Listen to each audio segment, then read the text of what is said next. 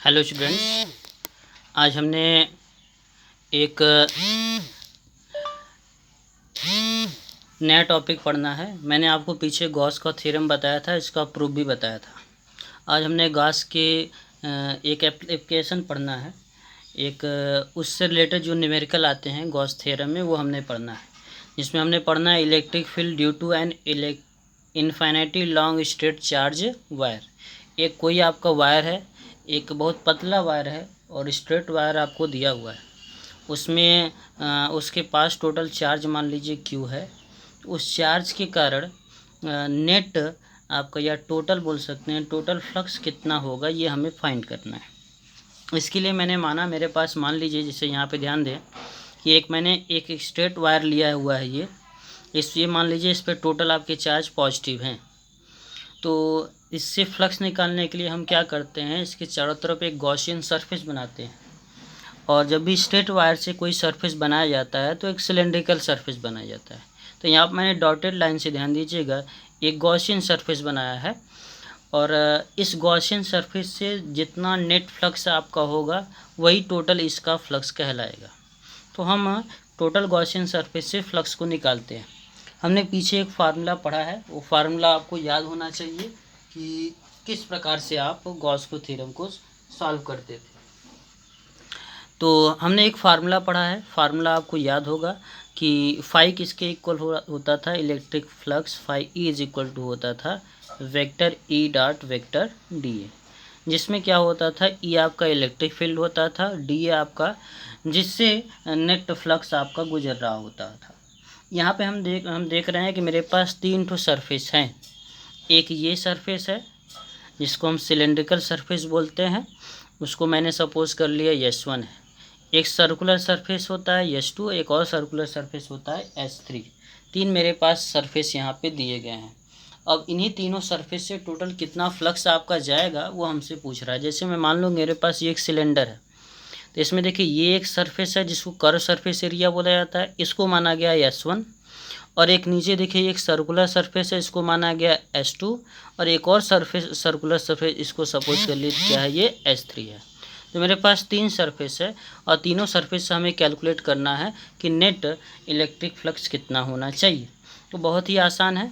देखिए total flux मैं मान लेता हूँ कि S1 से आपका जा रहा है φ1, S2 से आपका φ2, S3 से टोटल कितना जा रहा है φ1। तो टोटल फ्लक्स मैं यहाँ पे लिखता हूँ, टोटल फ्लक्स मैं क्या लिखूँगा, फाई इज इक्वल टू जो इस सरफेस से मान लीजिए S3 से होकर जा रहा है, तो उसको मैं लिखता हूँ, एक फार्मूला आपको गॉस थ्योरम याद होगा, मैंने बताया integration phi E is equal to integration E dot D A. ये फार्मूला बताया गया था, ये तो डी फाई होता था, ये आपको फार्मूला बताया गया इंटीग्रेशन ई डॉट डी ए। तो मैं क्या करता हूँ, मैं सभी का निकालता हूँ, एक बार सरफेस S1 से, एक बार सरफेस S2 से और एक बार सरफेस S3 से। तो सबसे पहला हम लिखते हैं इंटीग्रेशन फाई इक्वल टू क्या हो जाएगा, मान लीजिए टोटल सरफेस आपका क्या है, S है।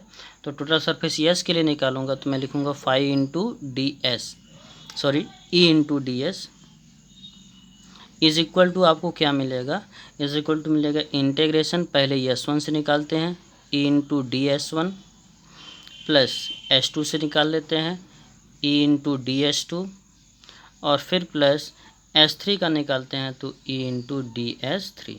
तीनों सरफेस निकालता हूँ, एक बार S1 से, फिर S2 से, फिर S3 से। तो देखिए ध्यान से थोड़ा देखें, देखिए ये S1 है, ई डॉट डी एस डॉट हम लगाते हैं तो हमें पता है कि दोनों के बीच का एंगल आता है कॉस थीटा। जैसे हमने पढ़ा है कि vector A dot B is equal to क्या होता है, ए बी कॉस थीटा। तो हम ये देखते हैं कि ई और DS1 के बीच का एंगल क्या है। तो हम यहाँ पे देखें वेक्टर ई इसी डायरेक्शन में है, क्योंकि ये कर्व सरफेस एरिया है तो इसका भी वेक्टर इसी डायरेक्शन में होगा। दोनों के बीच का एंगल दिख रहा है 0, तो मैं लिख देता हूँ 0 डिग्री, फिर प्लस लगाता हूँ। और ई इंटू DS2 में देखिए, तो DS2 कहाँ पे है, ये ऊपर है।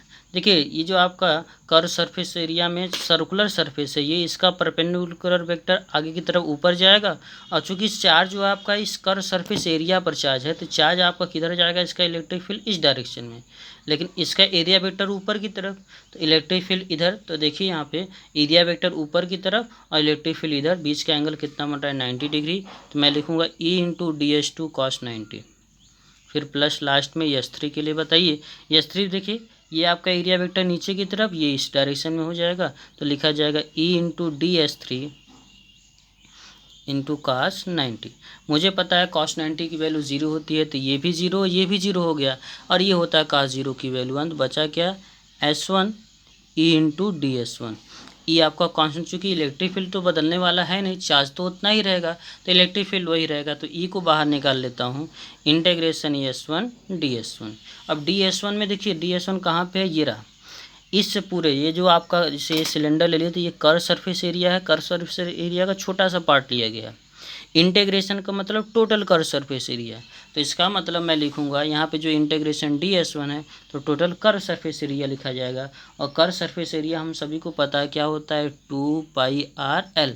अगर ये बोल दिया जाए कि ये जो आपका गॉसियन सरफेस मैंने लिया था उसका लेंथ कितना है, L है, तो हम लिखेंगे कितना, 2πRL।